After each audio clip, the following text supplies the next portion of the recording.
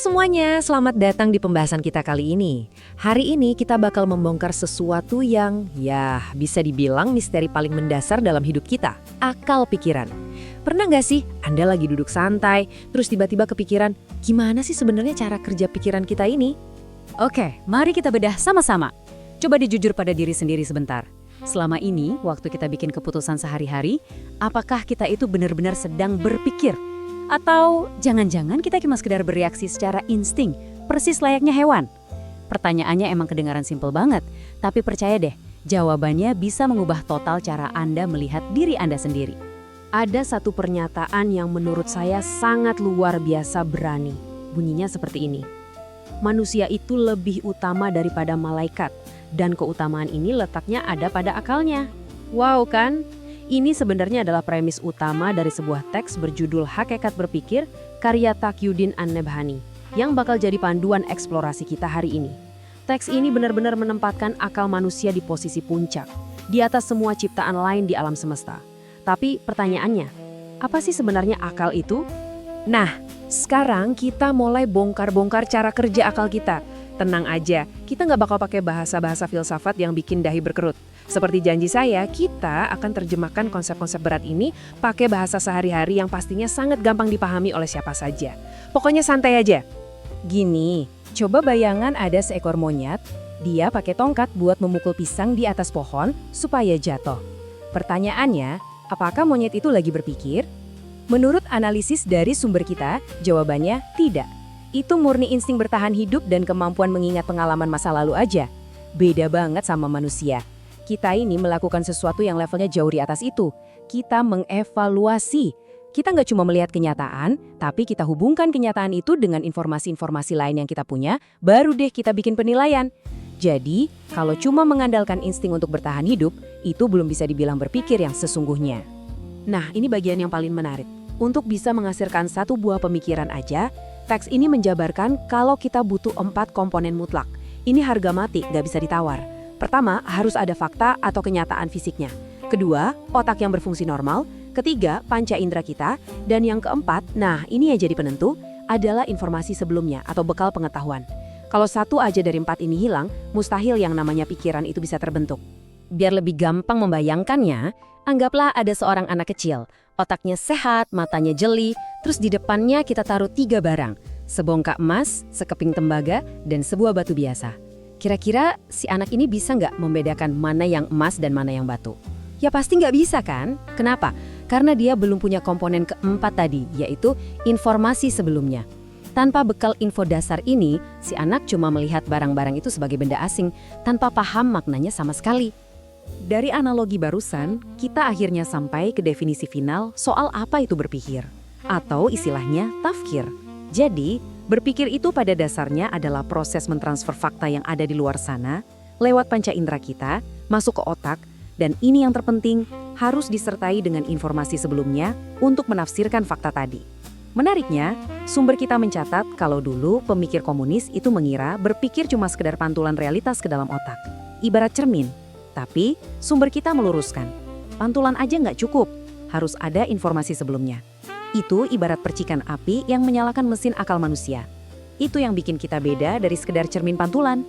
Nah, setelah paham definisinya, mari kita melangkah lebih jauh.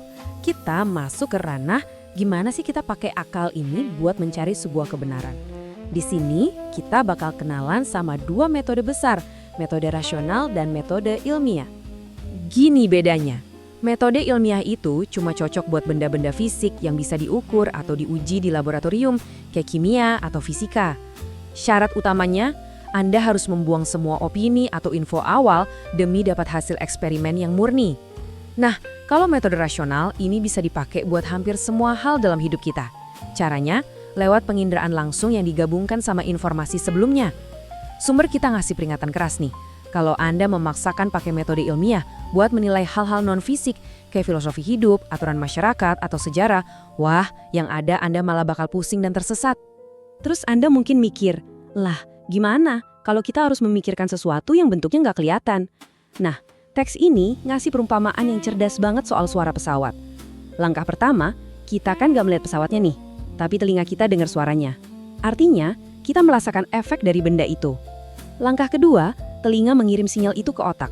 Dan langkah ketiga, otak kita langsung menyimpulkan kalau pesawat itu beneran ada.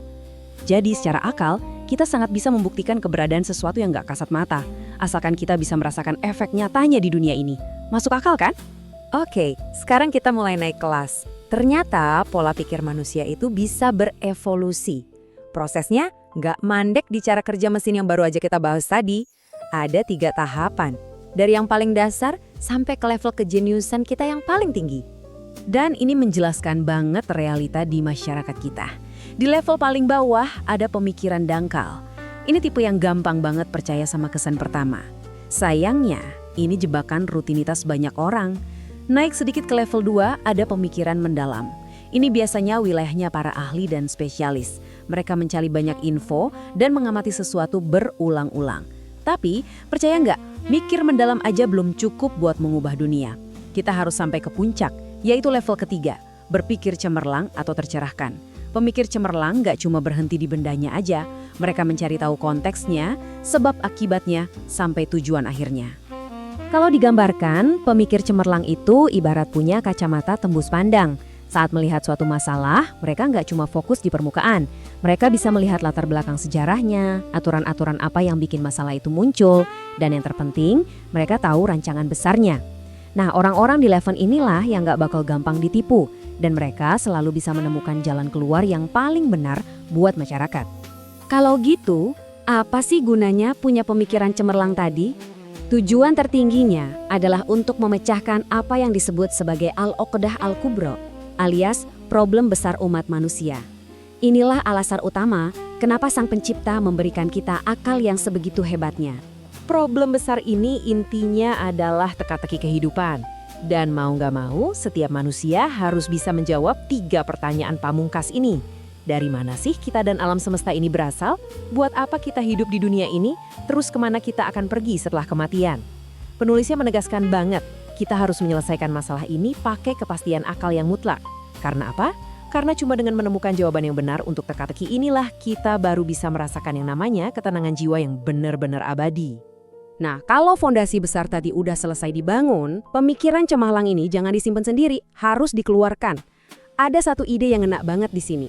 Supaya bermanfaat dan bisa menghadapi musuh, pemikiran politik itu harus diubah jadi pemikiran kolektif. Maksudnya tuh, sejenius apapun Anda, nggak bakal ada artinya kalau cuma diem di Menara Gading. Pemikiran yang benar itu harus ditularkan, harus jadi milik masyarakat luas, supaya kita bisa mengangkat taraf hidup orang banyak sama-sama. Jadi, poin krusial dari semua bahasan kita adalah tindakan.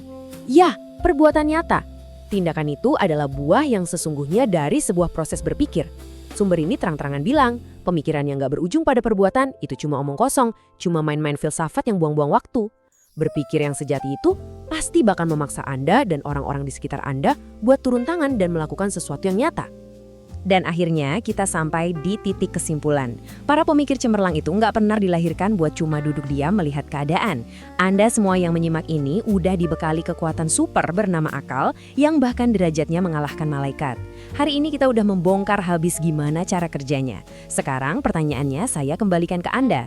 Dengan kekuatan pikiran cemerlang yang ada di kepala Anda saat ini, perubahan nyata apa yang bakal Anda lakukan hari ini?